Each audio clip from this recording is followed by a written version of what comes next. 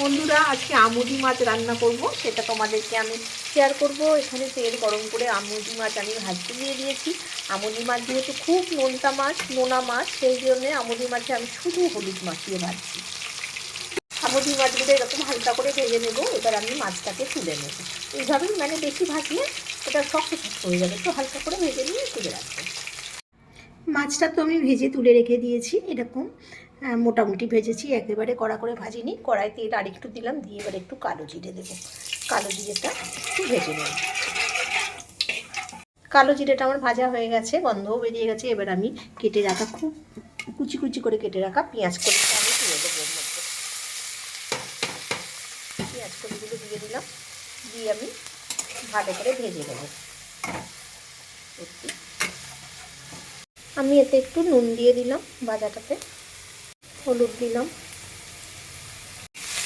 ভালো করে নাড়াচাড়া করে দেব। পেঁয়াজ কলিটা প্রায় ভাজা ভাজা হয়ে এসছে। এবার আমি এতে একটু ধনে জিরের গুঁড়ো দেব। ধনে জিরের গুঁড়ো দিলাম, আর এখানে লঙ্কা আর টমেটো আছে, এটাও দিয়ে দিলাম। এবার ভালো করে এটাকে কষাবো।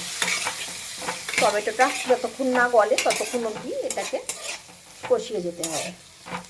কি পাচ্ছ, টমেটোটাও সুন্দর গলে গেছে আর কষানোটা পুরোপুরি হয়ে গেছে। এবার আমি অল্প করে জল দেবো, বেশি জল দেবো না, ব্যাস এইটুকু জল দিলাম। এবার জলটা একটু ফুটে উঠুক। ঝোলটা তো টকবক করে ফুটে যাচ্ছে। এবার আমি ভেজে রাখা আমুদি মাছগুলো আমি দিয়ে দিয়েছি। আর আমুদি মাছ রান্নাটাতে কিন্তু খুব সামান্য নুন দিতে হয়, যেহেতু মাছটা একটু নোনা মাছ।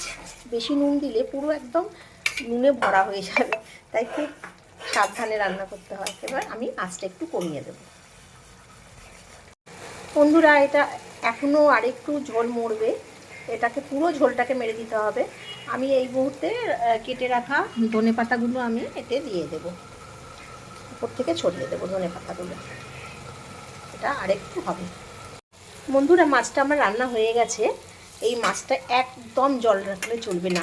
এই যে একদম এই যে আটকে আটকে গেছে, নিচে থেকে চড়বড় চড়বড় করে আওয়াজ হচ্ছে, এই রকম আওয়াজ হবে, তখনই মাছটা গ্যাসটা অফ করে দিতে হবে। এই দেখুন চড়বড় চড়বড় আওয়াজ হচ্ছে, তার মানে তলায় লেগে গেছে। এই যে তলায় লেগে যাবে, এই কড়াইতেই থাকবে, এটা খুন্তি করে করে তুলে দিতে হবে, বুঝতে পেরেছেন? আর এটা যে খেতে কী অপূর্ব স্বাদ, কী বলবো আপনাদের। বড় মাছ তখন আর কাতলা রুই খেতে ইচ্ছা করবে না।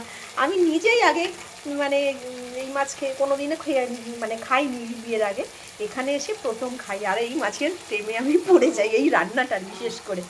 হ্যাঁ, যাই হোক, শ্বশুরবাড়িতে এসে বড়রা রান্না করতো, যে আমাদের সংসারে যারা বড়রা ছিলেন তারা রান্না করতেন, তখন আমি ওনাদের থেকেই শিখেছি। বন্ধুরা, একবার করে খেয়ে দেবেন। এই গ্যাসটা আমি অফ করে দিব। দেখুন, অসাধারণ দেখতে হয়েছে, একটা লোভনীয় একটা পদ। এটা দিয়ে এক থালা ভাত আপনি খেয়ে নিতে পারবেন। ভালো লাগলে অবশ্যই কমেন্ট করবেন।